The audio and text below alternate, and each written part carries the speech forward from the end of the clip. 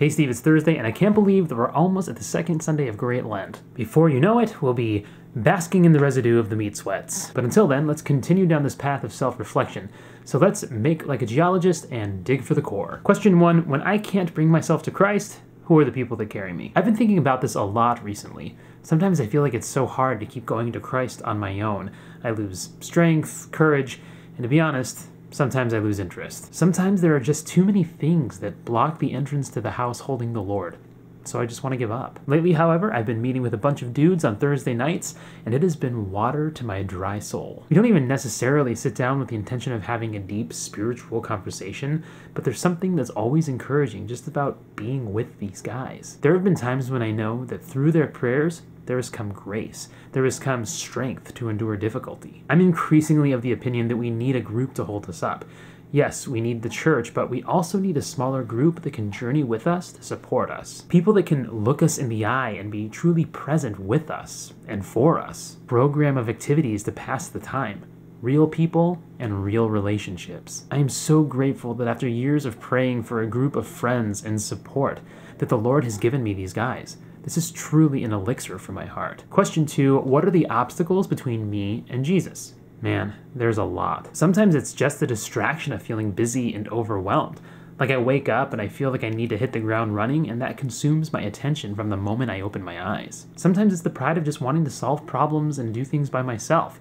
Other times it's like I'm just going, without even considering how the Lord might be involved in my life. It's almost like what I really believe deep down is that I'm alone, that approaching Jesus isn't even something on my mind. It's like the crowd. There's all these obstacles in the way of Jesus, and they obscure him so completely, sometimes I forget he's there. Other times I have this deep fear that even if I cried out to Jesus, he wouldn't come. And it's simply shame. Deep down, I think I'm afraid that I'm not worth showing up for, that if I gave him all of me, that if I really put myself in front of him, then he wouldn't care, because I'm not worth caring about. In my head, I know this is wrong. It's a silly thought. But nevertheless, it's one that I feel I've internalized in my heart. It's like I have to learn to deal with the reality that I'm on my own. Again, in my mind, I know that I'm not, but the felt sense that I have in my relationship with Christ is that I'm alone, and it's because I deserve to be alone. I'm trying to work through this and to trust in the Lord, but it's hard, especially with such a dysfunctional view of myself.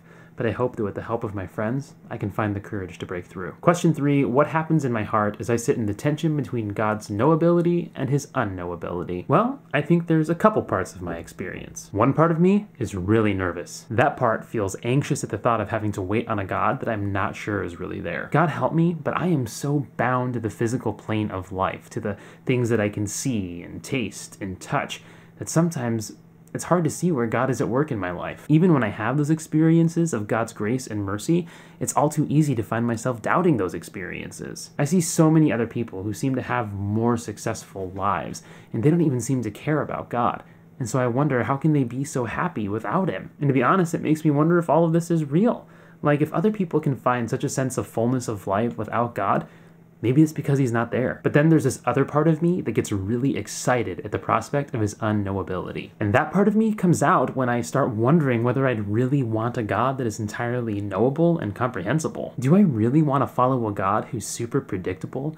Do I really want a God that I can possess full knowledge of, who should act just like I think that he should? No way! I want my God to be a little wild, a little uncertain, mysterious. Just think of Aslan in the Chronicles of Narnia. As the characters find, he's not a tame lion. He's not a circus lion who does tricks on command. I want to be able to bask in the wonder of the Lord's power, his goodness, his wisdom. I want to spend my life continually bending my heart to his, not vice versa. A God that I could totally make sense of wouldn't be God. That God would be my own creation, and I'm 100% sure that I could never create a God who is so great as our God. For our God is the one who works wonders. All right, Steve, that's all I got. I'll see you on Monday.